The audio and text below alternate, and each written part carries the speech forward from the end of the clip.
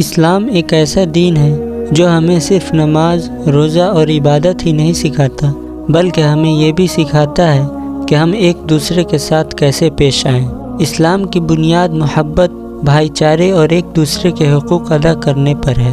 اللہ تعالیٰ قرآن پاک میں ارشاد فرماتا ہے، انما المؤمنون اخوۃ، بے شک تمام مومن آپس میں بھائی بھائی ہیں۔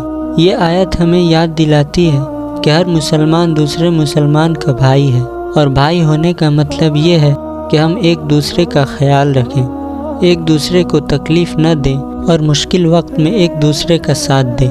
رسول اللہ صلی اللہ علیہ وسلم نے ایک مسلمان کے دوسرے مسلمان پر حقوق بیان فرماتے ہوئے فرمایا، حق المسلم علی المسلم ست، ایک مسلمان کے دوسرے مسلمان پر 6 حقوق ہیں۔ پہلا حق یہ ہے کہ جب تم اپنے مسلمان بھائی سے ملو تو اسے سلام کرو۔ سلام اسلام کی پہچان ہے۔ سلام دلوں کو جوڑتا ہے اور محبت کو بڑھاتا ہے۔ دوسرا حق یہ ہے کہ جب وہ تمہیں دعوت دے تو قبول کرو۔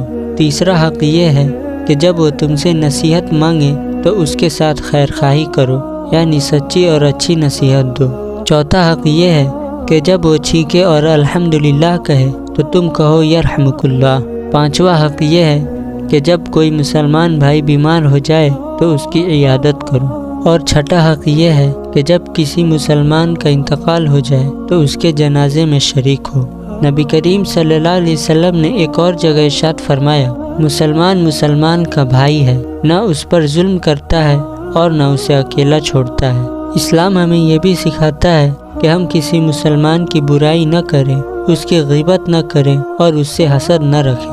اللہ تعالیٰ قرآن مجید میں فرماتا ہے، وَلَا يَغْتَبْ بَعْضُكُمْ بَعْضًا، اور تم ایک دوسرے کی غیبت نہ کرو۔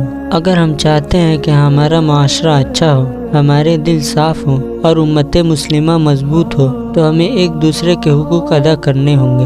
اللہ تعالیٰ سے دعا ہے کہ اللہ تعالیٰ ہمیں قرآن و سنت کے مطابق زندگی گزارنے والا اور ایک دوسرے کے حقوق ادا کرنے کی توفیق عطا فرمائے۔ آمین۔